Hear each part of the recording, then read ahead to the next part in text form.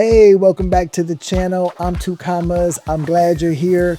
In today's video, we're going to be going over some very exciting 2040 mixed game poker hands. I'm sure you're going to enjoy it. So since you're going to enjoy it, go ahead and hit the like and subscribe button. If you have a hype button, which is something new that YouTube just launched, go ahead and hit that for me too. I appreciate it. It helps out the channel a lot. In addition, I want to announce that I've launched a poker coaching community for the mixed games. If you want to learn how to play poker, especially the mixed games, go ahead and check out the link in the description below.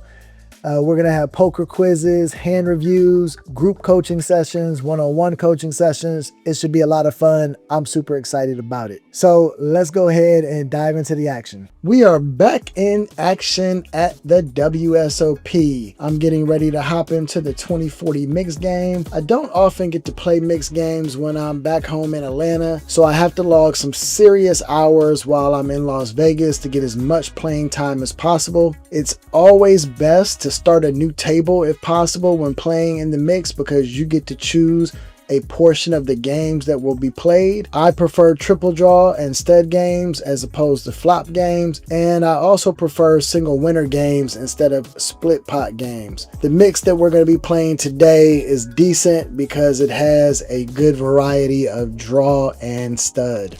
On my first notable hand, we are playing Archie, which is a 5-card triple draw game with a double qualifier. The pot is split between the best high hand and the best low hand. You need to have at least an 8 low for the bottom half of the pot and better than a pair of 9s for the high. I start off with 3-4-5, which is 3 to the wheel and a great starting hand in Archie. I call the $40 raise and draw 2. There are 3 players in the pot and I pull that ace and the 8, which automatically gives me the low, but I know and you know and they know that an 8 low is a no-go. So we're not going to be winning any pots with that. So I decide to draw again since I have the draw to the nuts for the low and a straight for the high. I'm going to be drawing 1 and I lead out for $20 and get 2 callers. The poker gods don't waste any time blessing me with the deuce to make the wheel. Amazing. Amazing like that body. I lead out for $40 and immediately get raised to $80. We lose the third player and of course I'm going to re-raise and I just get called and we both stay pat for the third draw. I can only hope that he doesn't have a straight beat for the high. I lead out for $40 and get called, and much to my chagrin, my opponent has a straight to the 10, so we don't make as much money as we hoped. On the second hand, we are sticking with Archie, and I start off with ace 2, 5, 6, queen with the 3 clubs. I'm on the button and I finish off the action of raises with a 4-bet, which indicates some very strong hands present at the table. We've got 4 players and right off the bat I need to make a decision. I've got 4 to the 6 high hand, which would likely win the low half of the pot, but the object of split pot games is to scoop by winning both the high and the low, and in other words, be greedy. Greed, for lack of a better word, is good. So with that in mind, I decide to increase my chances of hitting a straight or a flush by tossing the ace and keeping the 3 suited connectors. You don't often toss an ace in Archie, but I think it's the right play. All of my opponents draw 1. My first draw is fruitless, and miraculously in a 4-bet pre-draw pot, it checks around to me, so I'll take it. The second draw brings me right back to where I started with 3 stacks of high society. Wait, that's the wrong movie. I make a 6 high hand with the ace and 4 of diamonds. I'm feeling froggy, so I raise the bet to $80 and 3 opponents call. I stay pat while everyone else draws 1 again on the third draw.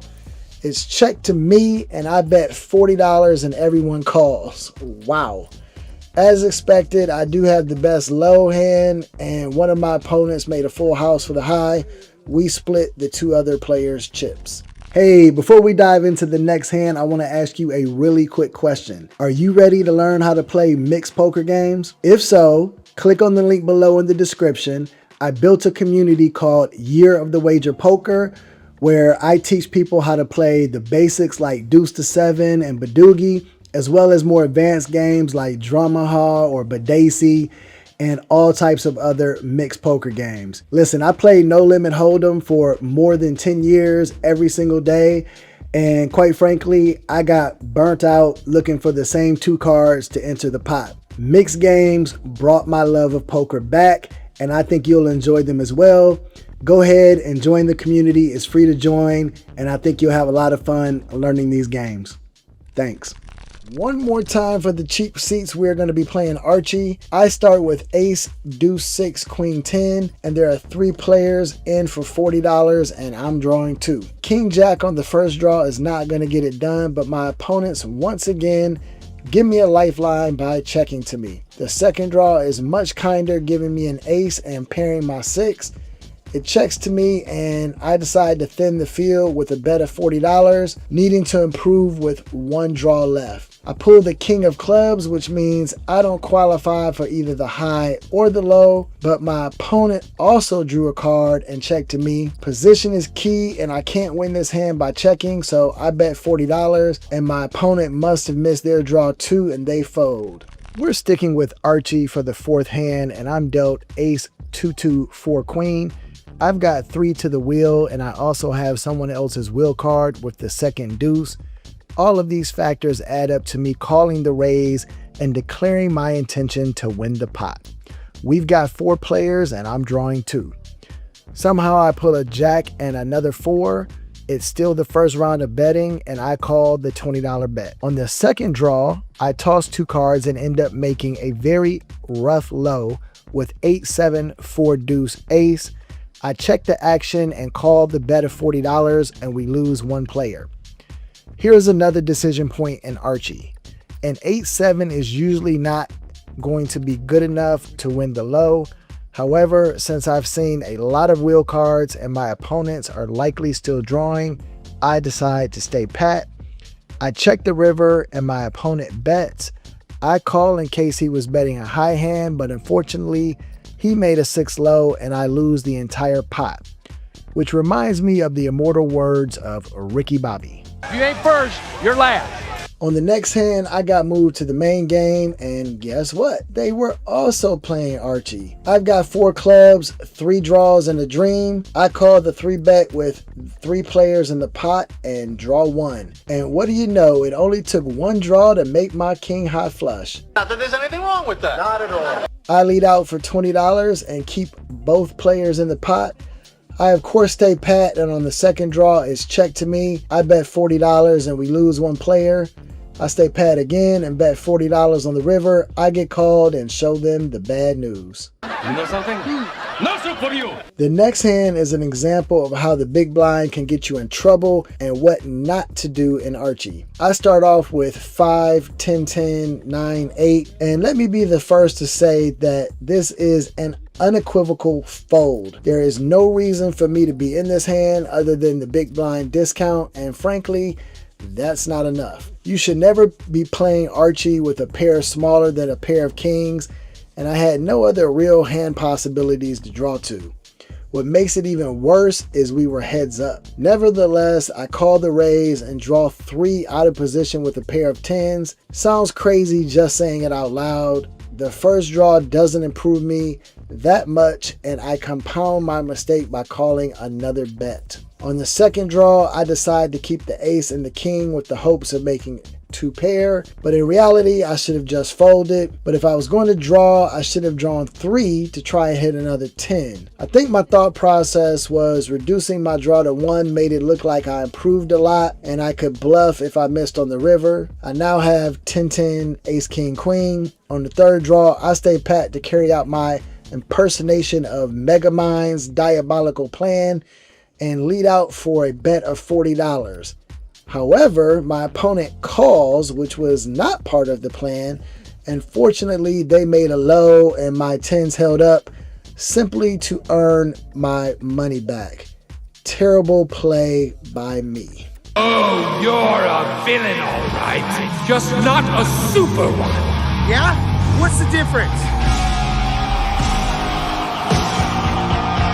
Presentation! On the next hand, we're playing Archie once again, and I'm dealt 2, 3, 5, 8, 9. I call the $40 with 2 opponents to my left. After the first draw, I have 2, 3, 5, 10 jack, and I check. Thankfully, my opponents both check as well and allow me to draw 2 again for free. On the second draw, I make 7, 6, 5, 3 deuce, and I check, call my opponent, and we lose 1 player. I stay pat, and my opponent, probably not expecting a check call, then a stay pat, decides to draw 1. I check the river and end up scooping the pot.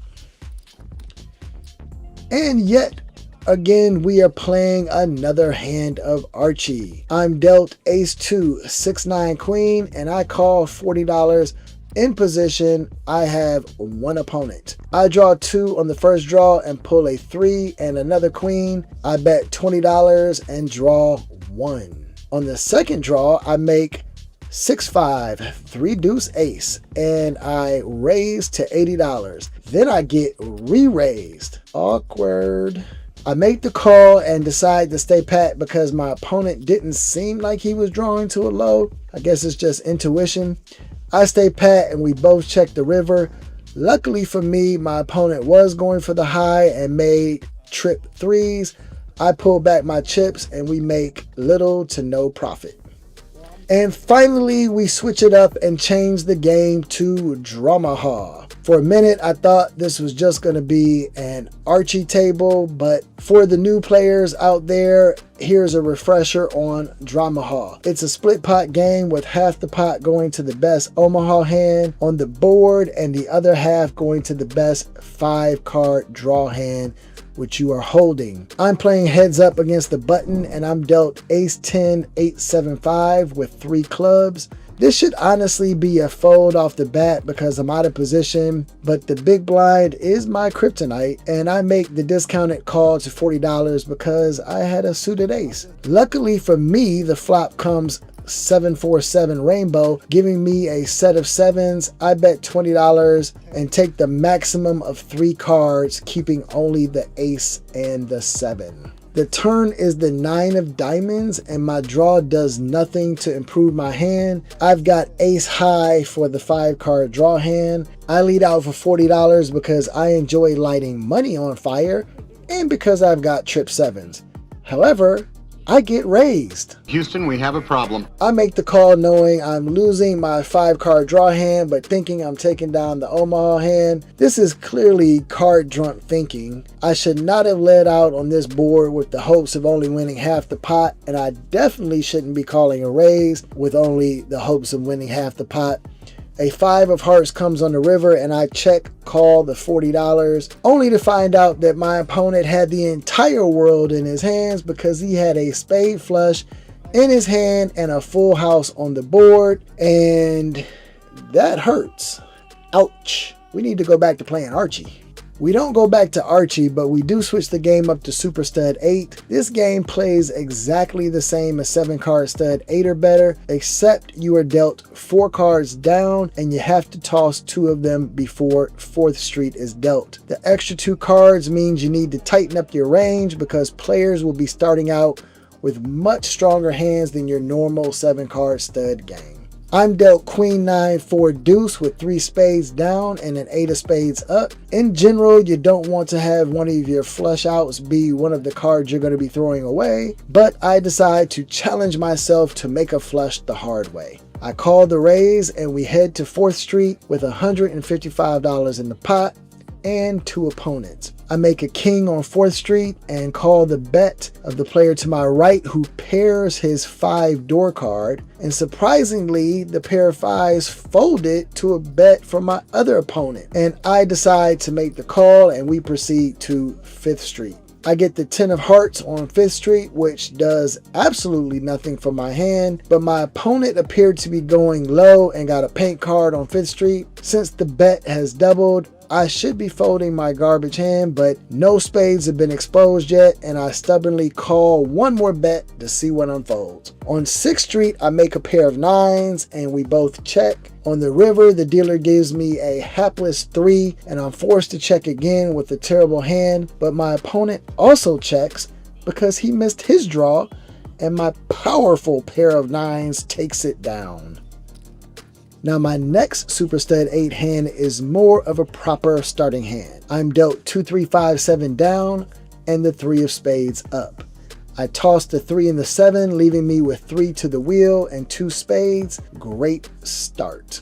I'm in for $20 and find myself heads up again. On 4th Street, I catch a king of diamonds, which does me absolutely no good. I call the $20 bet. 5th Street pairs my kings and I check because my opponent is showing an ace. On 6th Street, I catch a 4, which makes me open-ended to the straight, and I lead out for a bet of $40. Unfortunately, I make a 10 on the river, which prevents me from having a low, and I must check, but my kings are good enough to take it down. That's how you backdoor into a winner. We switch the game up to Ultimate Big O. This is definitely not one of my favorite games. For the uninitiated, you are dealt 5 cards and 2 boards will be dealt by the dealer. You are playing Omaha for the best low and best high hand between both the boards. When you don't play Omaha a lot, it's sometimes hard to easily see what is the best possible hand between both boards, and I often struggle to read it quickly. I'm dealt ace 2, 5, 8, jack with a suited ace and a draw to the nut low with ace deuce. I call $40 and there are 2 other players in the hand, and we are off to a double flop, which comes 2, 6, 7 rainbow on one board and 5, ace, 10 with 2 clubs on the other board. Immediately this flop is interesting, as all double board Omaha flops are. I've got the nut flush draw on the bottom board with aces up, and an open-ended straight draw on the top board, and an ace 5 low draw. In other words, So you're telling me there's a chance? Yeah! I lead out for a bet of $40 after it was checked to me, and we lose 1 player. The turn is a 9 and a 7. I lead out for $40. The river is a king and an ace. I lead out for another $40. I'm called and I turn over aces full for the best possible high hand on both boards, and miraculously my ace 5 held up for the best possible low hand on both boards as well. My opponent had 8, 5, 4, 6, 10. Her low was slightly worse than mine. What game shall we play next? You know what it is. I missed it. You missed it. We all missed it. It's Archie. I'm dealt 3, 8, 7, 10 king with 3 hearts. I decided to play for the straight flush, and I'm in for $20 drawing 2 with 2 other players. On my first draw, I catch the 6 of hearts and the jack of clubs. I call the $20 bet and draw 1. I start to think maybe, just maybe, I'm going to hit the straight flush on my next draw with the miracle 9 of hearts. If you believe in magic and want me to hit the straight flush, do me a favor and hit that like and subscribe button on the count of 3. 1, 2, 3. Oh, so close. I get the 9, but it's the wrong suit, which means half of you didn't hit the like or subscribe button. We're going to have a conversation about that. I lead out for $40 and we lose a player, but we keep 1 on the hook. I stay pat and he draws 1. He checks and I bet, and he calls because he made a garbage low, but still gets half the pot. Foiled again. We are still playing Archie, and I start off with 4 clubs and a chance at immortality. I raise the $40 and go heads up to the first draw, tossing 1. It doesn't matter if I airball the first draw. Kings 1 and 2, and then both close. Shooters gotta shoot and bettors gotta bet. I fire out a $20 bet. I know I've got a 3rd chance to make my hand, and that means I need to fire another bet. It's right now. You're absolutely right. Oh. Of $40. But I get called. We both drew 1 and I was checked 2, so Is 43% at the line. the only way I'm going to win this hand is to bet. So I fire off one last Hail Mary of $40, and just as I planned all along, my opponent folds. On the last notable hand of the session, we switched to the game of Super Razzdeucey. Once again, you are dealt 4 cards down and you have to toss 2 cards before 4th Street. The best deuce to 7 hand wins half the pot, and the best Badugi hand wins the other half of the pot. I'm dealt 3, 4, 5, 10 with an 8 of diamonds up. I complete the bet, raising to $20, and I've got 2 callers. When you already have a Badugi and you have to toss a card, you're hoping that you guess right. But you also have to look around at the exposed door cards and make sure you toss the suit that isn't showing in your opponent's door cards. I choose to toss the spade. On 4th Street, I catch the 6 of clubs. I guess I should have chosen a different suit. Nevertheless, it was a good card for my deuce to 7 hand, so I call $20. On 5th Street, I catch the king of spades, which makes my Badugi, but it's terrible for my deuce to 7 hand. My opponents are showing a pair and an ace, and they bet and raised before it got to me, so my hand isn't great, but my board is still ahead of theirs, so I call the $80. I catch the queen of hearts on 6th Street, another terrible card, and yet my board is still ahead of my opponents. One of them has 2 pairs showing. They check to me and I lead out for $40, and they both call. I'm going to need help on 7th Street, but the 6 of diamonds pairs me up and leaves me with a queen 8, 6, 4, 3 for my deuce to 7 hand and a king high Badugi. That means I get Nothing. You got nothing in court. You don't got the bookkeeper. You got nothing. Nothing. And if I hate racking up on a losing hand, but at least it wasn't a losing session. All in all, I won $370. Or for you want to be financiers out there, I got a 37% return on my investment. If we annualize that out over the course of a year, it would be $1 million. all right. That was some great poker action. I hope you enjoyed the video. If you did, remember to like and subscribe. And also remember that I'm offering a poker coaching community, especially for the mixed game poker players. So check out the link in the description below, and I will see you in the next video.